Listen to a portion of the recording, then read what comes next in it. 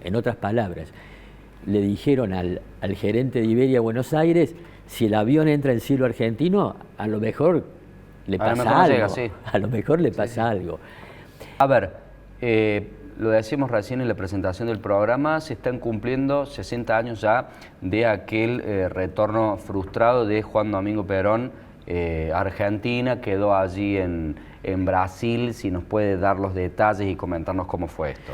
Claro, digamos, con el derrocamiento y exilio de Perón, Perón se le presentaba un gran problema, y era que muchos peronistas querían reemplazar su liderazgo aprovechando que no estaba en Argentina. Entonces, de alguna manera, bueno, ese sector de dirigentes peronistas fue conocido con el nombre de neoperonistas, ¿no? Por otra parte, el propio Augusto Timoteo Bandor, secretario general de la Unión Obrera Metalúrgica, deseaba también reemplazar el liderazgo de Perón. ¿Puede ser que él haya venido con Perón en el avión? Claro. Entonces, en el año 1964 se arma el operativo Retorno, del cual participa el propio Bandor, pero también otros dirigentes peronistas. Y a las 2 de la mañana del 2 de diciembre de 1964, en el vuelo 991 de Iberia, está Perón, está efectivamente Augusto Timoteo Bandor, está Delia Parodi, otra gran dirigente del peronismo, está Jorge Antonio, que era el financista de Perón. Había cinco dirigentes peronistas que lo acompañan. Pero el avión debía, en esa época estamos hablando del año 64, hace 60 años, para llegar a Buenos Aires debía recargar combustible en Brasil. Claro, no tenía la autonomía para hacer el viaje. Exacto, entonces para en Río de Janeiro. Cuando las autoridades argentinas toman nota de esta información, se hace una operación que yo la pude consultar a través de las fuentes del Ministerio de Asuntos Exteriores de España, que es la siguiente. El ministro de Defensa, Leopoldo Suárez, y los secretarios de cada una de las tres armas, Fuerza Aérea, Armada y Ejército, convocan al gerente de Iberia en Buenos Aires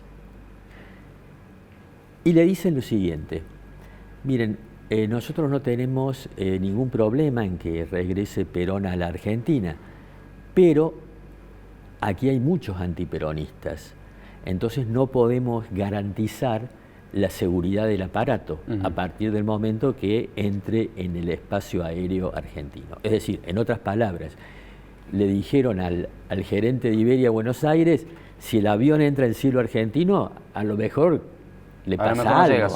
A lo mejor le pasa algo. Entonces el gerente de Iberia se comunica primero con el embajador español en Buenos Aires y luego hace un llamado telefónico con Iberia Madrid. Y en Iberia Madrid inmediatamente le dicen, bueno, que vuelva el aparato a casa, que vuelva a Madrid. Y vuelve con, efectivamente, Perón y sus acompañantes. Profe, obviamente que esto es hacer un análisis, pero ¿no hubiese sido otra la suerte de Ilía con Perón en el país? Claro, en realidad, en ese momento, Ilía va a autorizar la participación del peronismo en las elecciones. De hecho, unos meses después, en marzo de 1965, el peronismo se presenta a elecciones legislativas y gana esas elecciones. Y va a haber un bloque de diputados peronistas en el Parlamento. Ahora, lo interesante de este operativo Retorno que fracasó es que por una parte quedó claro, según distintos analistas y fuentes, el doble juego de Augusto Timoteo Bandor.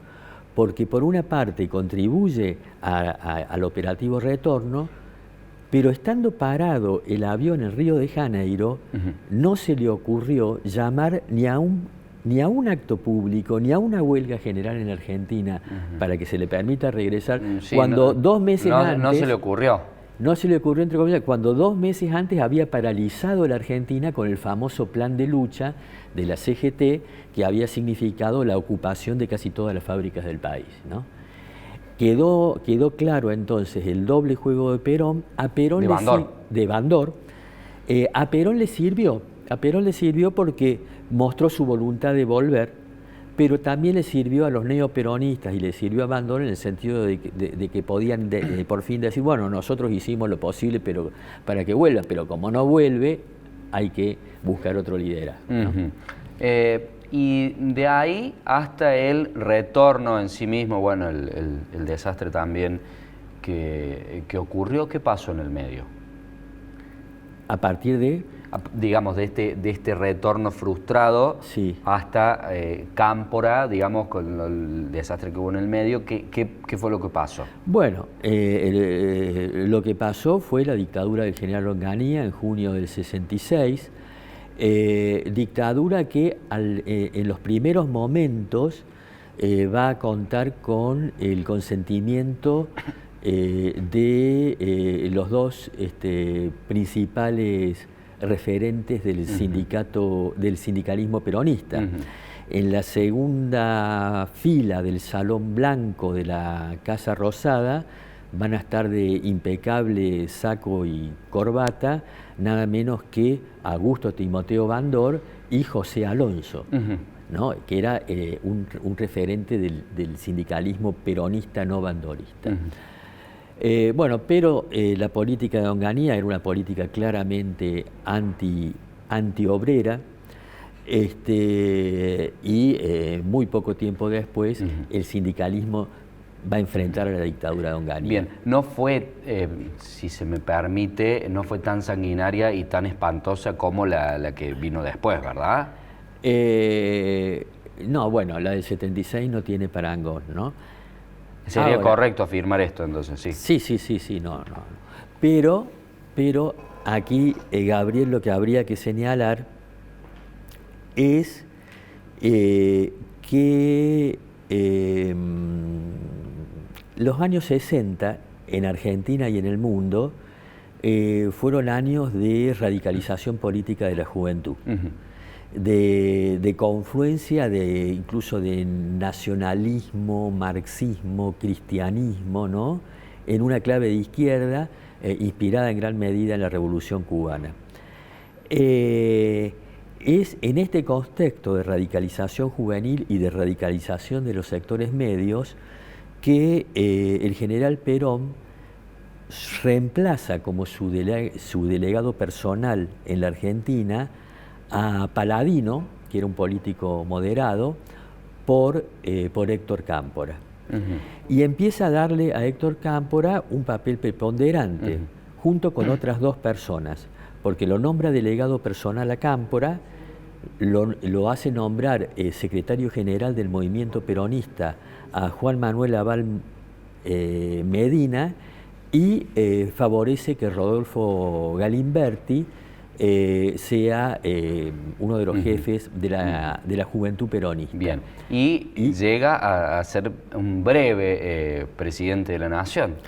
Claro, porque Cámpora duró ganó las elecciones del 11 de marzo del 73, dura 49 días, pero en el acto de asunción del presidente Cámpora estaban nada menos que Salvador Allende, el presidente electo de Chile, de la Unidad Popular, y estaba también Osvaldo Dorticós, el presidente de Cuba. El 29 de mayo, ese día que asume Cámpora, el 25 de mayo, se produce el devotazo. Hay una gran manifestación popular en las puertas de la cárcel de Villa Devoto en Buenos Aires, y los presos políticos salen en libertad, se abren las celdas, aún antes de que el Congreso promulgase la amnistía. Una semana después, el 20 de junio, vuelve Perón a la Argentina. Ahora, ¿quiénes organizan la recepción de Perón? Lo hace el coronel Osinde, que era el subsecretario de Deportes del Gobierno Nacional, subsecretaria de Deportes que operaba dentro del ámbito del Ministerio de Bienestar Social, cuyo titular era López Rega. Lo que ocurre es el hecho conocido como la masacre de Ezeiza, en la que cientos de miles de personas fueron tiroteadas desde el palco que estaba en manos del Ministerio de Bienestar Social, paradójicamente. ¿Y qué pasó? Eso marca un punto de no retorno para el gobierno, la presidencia de Cámpora, porque al día siguiente Perón, defraudando las expectativas de esos amplios sectores juveniles que se habían movilizados, hace un discurso en el que dice el peronismo es solo lo que las 20 verdades peronistas dicen que son, con lo cual, frente a ese duelo de consignas que había en aquella época, entre esos miles de jóvenes que gritaban Perón evita la patria socialista, y aquellos sectores ortodoxos del peronismo que decían Perón evita la patria peronista, Perón se inclina claramente por esto. Por el segundo, claro. Por el segundo, y digamos, abandona a esos sectores juveniles que había alentado durante su exilio. No hay que olvidar que durante su exilio en Madrid, Perón se refería a las organizaciones armadas peronistas, FAR y Montonero, como nuestras formaciones especiales, ¿no? Era la juventud maravillosa que luchaba con las armas en la mano por su retorno. ¿Y cuál fue el hecho que cambia esa necesidad de Perón de esta relación que se rompe con la juventud? Porque una cosa era una relación instrumental. Era una relación instrumental porque en ese momento la juventud peronista le hace la campaña electoral, era un periodo de radicalización sería como política. El aparato que necesitaba, para decirlo de alguna manera. Claro, y era el clima de época, era un clima de radicalización hacia la izquierda, y Perón hace un uso instrumental de eso, ¿no? Es la onda, esa era la... ¿Y qué pasa después de la masacre, profe? No pasa nada, o sea, Perón no dice nada, dice lo que te acabo de decir, no se forma ninguna comisión investigadora en el Parlamento Nacional, y durante la presidencia de Cámpora, ¿qué es lo que pasó? Lo más importante fue el pacto social. El pacto social fue un acuerdo entre los empresarios, la Confederación General Económica, los sindicatos, la CGT y el gobierno, que suponía congelar